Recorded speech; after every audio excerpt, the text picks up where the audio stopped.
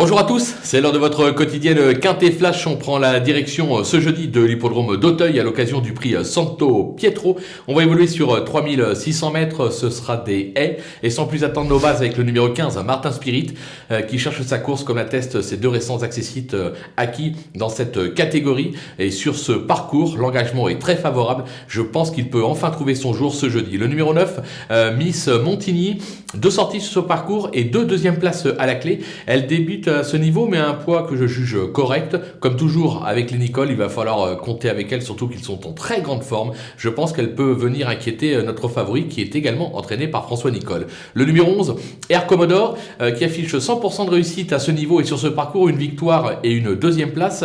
Il vient de faire sa rentrée à Nantes, il est monté en condition sur cette sortie. Lui aussi peut tout simplement jouer la gagne. Du côté des opposants, méfiance avec le 16, Guépard du Berlay, qui a fait ses preuves à ce niveau et sur ce parcours. Il reste sur une chute, mais vous le savez, une chute appelle souvent un gagnant. Alors même si les quotas sont un tout petit peu émoussés, ces derniers temps, j'ai la sensation qu'il est capable de faire un numéro et pourquoi pas même de s'imposer, donc méfiance. Le numéro 3, Rockimi, qui vient d'ouvrir son palmarès sur les haies de Compiègne. Le cheval est perfectible. Elle passe un test puisque c'est une femelle sur l'hippodrome d'Auteuil, mais je pense qu'elle devrait pouvoir s'en sortir et il faudra s'en méfier également. Et enfin le numéro 2, Happy de Rêve, qui se montre d'une belle régularité et se plaît sur cette piste. Alors sa marge au poids est réduite, maintenant son entourage ne cache pas qu'il a visé cette course, raison pour laquelle il faut également le retenir assez haut dans sa sélection. Le coup de poker, ce sera le numéro 7 qui se nomme Aneloralas, qui n'est pas tous les jours, mais qui a fait ses preuves sur ce parcours.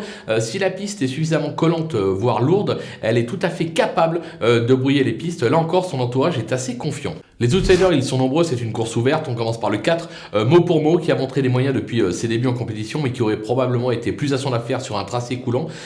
Pour moi, ce sera plus pour une place que pour la victoire. L'As, Piriac, alors ce Victoria Dream a fait ses preuves sur les haies, mais je le crois honnêtement, là aussi, plus performant sur les tracés coulants. Il est chargé, c'est pour ça que je le mets un petit peu plus bas dans ma sélection. Le numéro 10, Baronne du Berlay, alors c'est pas une championne, mais elle s'est déjà illustrée sur cette piste et à ce niveau. David Cotin est assez confiant également, elle doit pouvoir accrocher à l'eau dans cette épreuve. Le numéro 8, Valentinine, peu convaincante depuis ses débuts, elle vient de se révéler en s'imposant à ce niveau et sur ce parcours. Elle a été pénalisée de 5 livres sur cette victoire, raison pour laquelle c'est un petit peu plus compliqué, mais je pense qu'elle est capable de confirmer en venant accrocher une place. Le numéro 5, Inside Montliou, qui a surpris en gagnant le Daniel Lescal sur ce tracé à 47 contre 1 en juin. Pénalisé, il n'a pas été en mesure de confirmer depuis, c'est une affaire d'impression, mais sur ce qu'il a fait, on ne peut pas l'écarter. Et enfin le numéro 13, Dinosaur, qui a été très décevant en début de carrière, qui vient de remettre les pendules à zéro en s'imposant sur ce parcours. Alors là aussi, il a été pénalisé de 5 livres.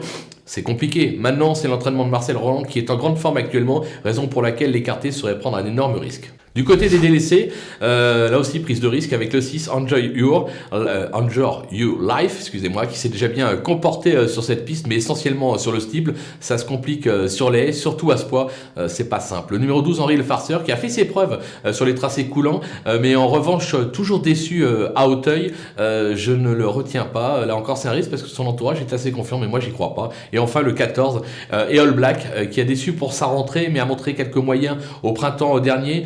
Je pense qu'il peut encore manquer d'une course. Je pense qu'il visera plutôt les meetings hivernaux. Donc raison pour laquelle je tente l'impasse sur ses chances. Voilà, on a fait le tour de cet événement. On va se quitter avec ma sélection et mes conseils de jeu. À vous de jouer.